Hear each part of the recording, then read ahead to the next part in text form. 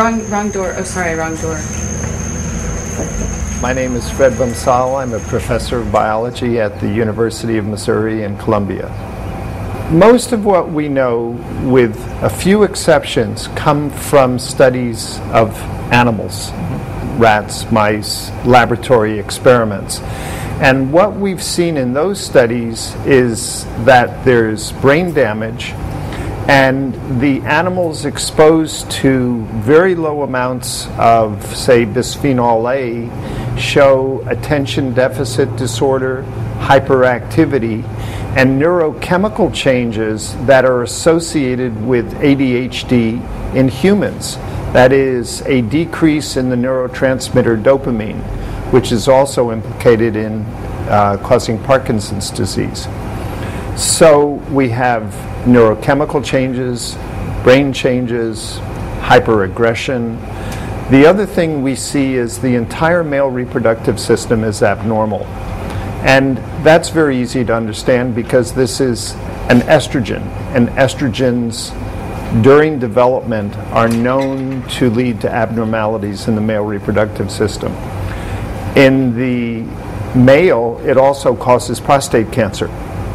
That is expressed later in life. In females, the interesting thing about this chemical is it causes chromosomal damage in the eggs in a female's ovaries. And it's implicated in miscarriage in animal studies. And there is actually a human study in Japan where women with elevated levels of bisphenol A were the women who were repeatedly miscarrying, never able to have a successful pregnancy.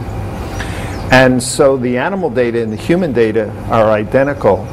The other thing bisphenol A causes in animals is polycystic ovarian disease called PCOS and uterine fibroids, the major source of infertility and hysterectomy in women. And then finally, everybody knows there's an obesity epidemic.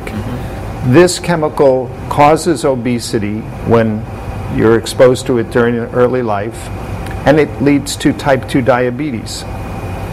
And the final one that women are, of course, concerned with, when you're exposed to this during the period when the breast tissue is differentiating, later on in life, it causes breast cancer. You basically just listed most of the major public health kind of problems in the United States. 30 years ago, diabetes, type 2 diabetes, was called adult onset diabetes. It's now occurring in 5-year-olds. That had never happened before. And if you look at the incidence of diabetes and the production of bisphenol A, they parallel each other identically. One of the other things to emphasize is we are most concerned about these chemicals because if you disturb development of a baby, the consequences of that are forever. Yeah. One of the things that we found out in the Vioxx scandal, that it took a whistleblower from within the FDA to come out and say the FDA has all of the evidence that Vioxx is killing people. But this is according to the FDA regulator who turned in the FDA essentially. He said this is an agency that once they make a decision, they do not want the public to think that they make wrong decisions. And so what their strategy is to try to deny that they would ever make a mistake, even at the expense of a major public health disaster. This is an agency that doesn't acknowledge error.